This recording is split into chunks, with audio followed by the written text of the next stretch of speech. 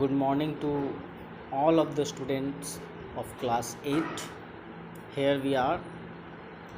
हम लोग एसएसटी के एक सेक्शन पे हैं जो है ज्योग्राफी का, और उसका फर्स्ट चैप्टर है रिसोर्सेज। सभी बच्चे इसको ध्यान से समझेंगे, जिसमें हम लोग जानेंगे अपने मौजूद पृथ्वी पर मौजूद स्रोतों के बारे में, किस तरह के स्रोत होते हैं, इसकी एक वास्तविक परिभाषा क्या है, इसको समझने का प्रयास करेंगे हम लोग। सबसे पहले हम लोग देखते हैं देयर आर सम कैरेक्टर्स जो इस चीज़ को अच्छी तरह से समझाने में हमको काफ़ी मदद करने वाले हैं। Mona and Raju were helping Amma to clean their house. Mona Raju जो हैं ये दोनों अपनी अम्मा का हाथ बटा रहे हैं घर को साफ़ करने में। अचानक एक नया कन्वर्सेशन होता है। Look at this things, clothes, utensils, food grains, combs, this bottle of honey, books, each of this has a use, said Mona. जितनी भी चीज़ें मोना के द्वारा दिखाई गई, चाहे वो बर्तन हो या फिर फूड ग्रेन्स हो या कॉम्स हो, जो भी चीज़ें हैं ये सब जो हैं यूज़ में लाने वाली चीज़ें हैं, प्रयोग में लाने वाली चीज़ें हैं, उपयोग करने वाली चीज़ें हैं। That is why they are important. इसलिए ये हमारे लिए काफ़ी इम्पोर्टेंस, इनका महत्व है, हमारे लिए महत्व रखता है। ये अम्मा बोल रही हैं ये बात को। दीज आर रिसोर्सेज, यह एक तरह के स्रोत हैं।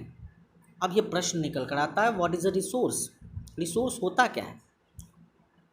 वाज राजूज क्वेश्चन टू अम्मा, ये जो क्वेश्चन था, क्या वो अम्मा से पूछा गया क्वेश्चन था जो राजू ने किया? Anything that can be use to satisfy a need is a resource. कोई भी ऐसा चीज़ जो हमारे आवश्यकता को संतुष्टि प्रदान करता है वह रिसोर्स कहलाता है, स्रोत कहलाता है। अम्मा का ये जवाब रहा। Look around you and observe, you will be able to identify many types of resources। अपने आसपास तुम देखो, तुम अपने चारों ओर ये पाओगे कि बहुत सारी चीज़ें हैं जो तुम रिसोर्सेज के रूप में उसका इस्तेमाल करते हो और उसको पहचान सकते हो। The water you drink when you are thirsty, वो जल जो तुम पी रहे हो जब तुम प्यासे होते हो। The electricity you use in your house, the rickshaw you use to get home from school, the text book you use to study are all resources. चाहे हम घर जाने के लिए, कहीं जाने के लिए रिक्शा का इस्तेमाल करते हैं, पढ़ने के लिए टेक्स्ट बुक का इस्तेमाल करते हैं, ये सभी चीज़ें जो हैं रिसोर्सेज के रूप में बताई गई। Your father has prepared a tasty snack for you, the fresh vegetable he has used are also a resources. जो भी ताज़ा सब्जियां हैं उसका जो प्रयोग किया गया वो भी हमारे लिए रिसोर्सेज ही हैं। अब आते हैं हम दूसरे पैराग्राफ में। Water, electricity, rickshaw, vegetables and text book have something in common.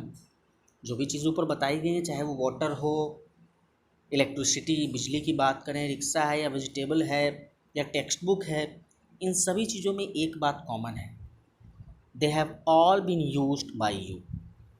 ये सब तुम्हारे द्वारा उपयोग में लाई जा रही हैं या तुम इसको उपयोग करते आ रहे हो। सो दे हैव यूटिलिटी। हम इस वर्ड को यूटिलिटी बोलें या फिर यूजेबिलिटी बोलें, इसका मतलब होता है उपयोगिता। अब सबसे पहले इस वर्ड के बारे में हम समझ सकते हैं कि यह है क्या। It is what makes an object और सब्सटेंस अ रिसोर्स। ये शब्द ही हमको यह बताता है कि कोई भी चीज़, कोई भी वस्तु हमारे लिए किस तरह से स्रोत का कारण बनती है। मैंने जो कुछ नोट्स आप लोग को उपलब्ध कराए हैं, आप उसमें इसके प्रॉपर डेफिनेशंस देख सकते हैं और इसको समझ सकते हैं। अब सवाल ये उठता है कि how does something become a resource. कैसे कोई भी चीज़ रिसोर्स बनता है ना, स्रोत कैसे बनता है। Raju now wanted to know, अब यही बात जो है राजू जानना चाहता था। अम्मा told the children that things become resources only when they have a value. अम्मा ने बच्चों को कहा कि जो भी चीज़ें रिसोर्सेस बनती हैं तब बनती हैं जब उसका कोई वैल्यू होता है। वैल्यू तो आप अच्छी तरह से जानते हैं, वैल्यू कीमत को बोलते हैं। यहाँ हम अगर रिसोर्सेज के रूप में इसका इस्तेमाल करें, शब्द को देखें, तो यह एक लायक शब्द बन सकता है, वैल्यू। अम्मा ने इस वर्ड का इस्तेमाल किया है। All resources have some value, said Amma. अब हम लोग वैल्यू का डिफिनीशन समझेंगे। Value means worth. जैसा कि मैंने कहा था कि वैल्यू का मतलब लायक होना होता है। सम रिसोर्सेज हैव इकोनॉमिक वैल्यू। कुछ ऐसे स्रोत होते हैं जिसका एक आर्थिक कीमत होता है, वो आर्थिक रूप से लायक होती है, लेकिन कुछ नहीं भी होती है।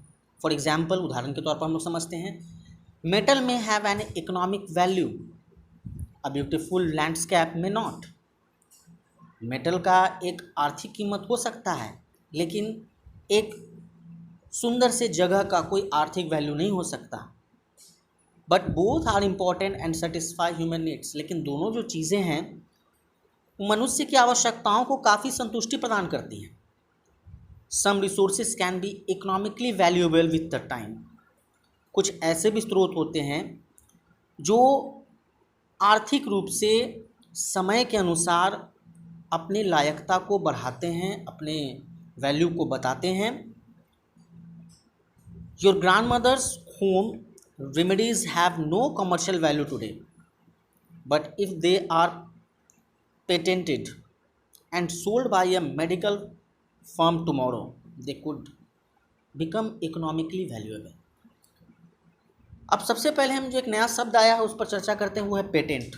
इसका मतलब होता है, एक तरह से हम लोग कह सकते हैं लाइसेंस होता है।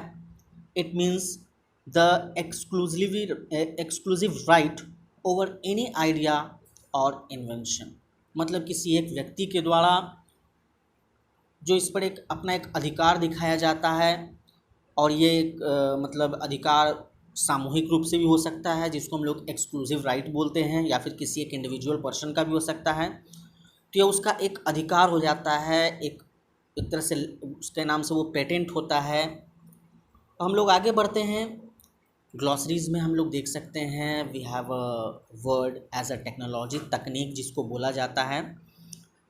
ये हमको नवीन ज्ञान, जिसको हम लोग लेटेस्ट नॉलेज बोलते हैं, उस तरह के एप्लीकेशन और स्किल्स को निखारता है, और उसके साथ साथ हम लोग को नई नई चीज़ों को, मतलब जो नई नई चीज़ें देख सकते हैं वो सब इसमें देखने को मिल सकती हैं। इसके साथ साथ स्किल्स जो है वह एक कौशल के रूप में होता है, इस शब्द को हम लोग बोल सकते हैं। Time and technology are two important factors that can change substance into resources. समय और तकनीक, ये दो ऐसे महत्वपूर्ण कारक हैं जो किसी भी पदार्थ को रिसोर्सेज में, स्रोत में बदल सकते हैं। Both are related to the needs of the people. दोनों के दोनों बहुत ही आवश्यक हैं व्यक्ति समूह के लिए। People themselves are the most important resources. It is their ideas, knowledge, inventions and discoveries that lead to the creation of more resources. हम लोग बात यहाँ पर आते हैं जिसमें बताया गया है कि वह ज्ञान होता है, वह नई नई खोजें होती हैं, नई सोच होती है, जो हम लोगों को नए तरीके के रिसोर्सेज क्रिएशन में मदद देता है। Each discovery or inventions lead to many other. The discovery of fire led to the practices of cooking and other processes, while the invention of the wheel ultimately resulted in development of newer model of transport. इसमें हम लोग देख सकते हैं कि कहाँ से एक छोटी सी चीज़ का इन्वेंशन, उसको आज एक न्यूली मॉडर्न इनोवेटिव थिंकिंग के कारण, टेक्नोलॉजी के कारण उसका कितना ज़्यादा विस्तार हुआ है।